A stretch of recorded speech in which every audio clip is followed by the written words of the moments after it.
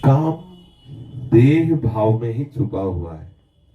मैं पुरुष हूं, इसी में काम रहता है, इसी को हटाना होगा। वास्तविक जो मतलब काम रहित होने की बात है, तो कामना रहती देह भाव में, चाहे स्त्री शरीर हो चाहे पुरुष शरीर हो।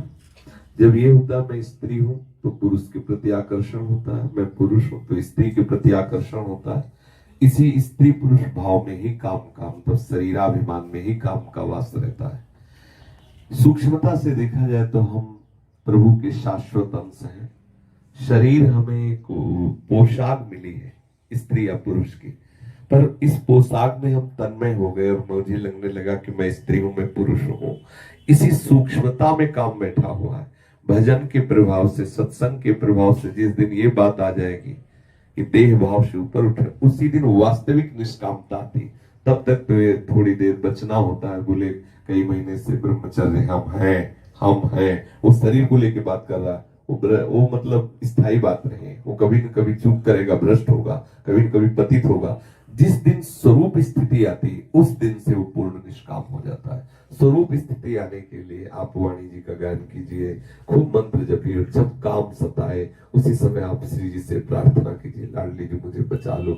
और थोड़ा भाव रखिए कि मैं पुरुष नहीं हूं। ये थोड़ा ऐसे डालते रहिए। माना कि आप तन्मय है शरीर में, लेकिन इसे डालते रहिए दवा की तरह कि मुझे तो अनुभव नहीं, लेकिन कह रहे थे कि मैं पुरुष नहीं हूं। आप इसको बार बार लाइए, मैं पुरुष नहीं हूं, मैं तो प्रभु की या श्री जी की दासी हूं या प्रभु का अंश हूं। जो भी भाव कर पाए इस समय, और नाम जब उस समय छोड़े ना तो निश्चित है इस काम पर विजय प्राप्त हो जाएगी। क्योंकि बहुत ही जलाने वाला है, सारे लोगों को जला रहा है, बहुत बड़ा दुश्मन है। हरि से विमुख करने के लिए बहुत बड़ा शत्रु है ये।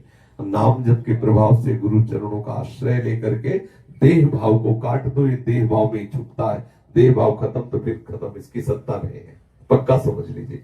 देह भाव मुक्त हो जाए तो किसी भी तरह का कोई भी विकार ये सब नहीं उसके हृदय होता। चेष्टा होने पर वो खाता पीता चलता ये सब दिखाई देगा, लेकिन उसके अंदर इसकी कोई आकांक्षा नहीं होती, कोई विकार नहीं होता। अब क्या है कि इसकी सब आकांक्षाएं, इसलिए आप परेशान होते हैं। हम जितने लोग हैं सब ब्रह्म ऋषियों की संतान है, ब्रह्मबोध भगवत प्राप्त महापुरुषों की संतान। शास्त्र उठा के देख लो, जो अपने वो आते हैं ना कि बोले इस गोत्र के, तो जो गोत्र के ऋषि है ना वो सब ब्रह्म प्राप्त है। उन्हीं के द्वारा हमारा ये सृष्टि संचालन का कार्य हो रहा है। बोले हम गर्ग गोत्र के, हम भरद्वाज गोत्र के, हम सांडिल्य गोत्र के, अमुक अमुक, ये सब ब्रह्म प्राप्त ऋषि है। तो भगवत स्वरूप में स्थित होते हुए जो व्यवहार करते हैं उन्हें माया फंसाते नहीं, उनके लिए माया है ही नहीं। अभी हम देह भाव में स्थित, इसलिए परेशान है। बिल्कुल परेशान मत होइए। जो भी गलतियां हो रही हैं उनकी तरफ ध्यान मत दीजिए। आप ध्यान दीजिए कि आपका वर्तमान का समय भगवत चिंतन में जाए।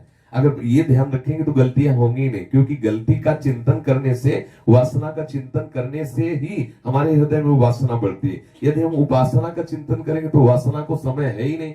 तो भरी सराय रहीम लख आप पथिक फिर जाए, वो काम अपने आप अंदर प्रवेश ही नहीं पाएगा। इतना भगवत चिंतन दीर्घ काल अर्थात बहुत समय तक निरंतर अर्थात अंतर रहित और सत्कार सेवितो दृढ़ भूमि।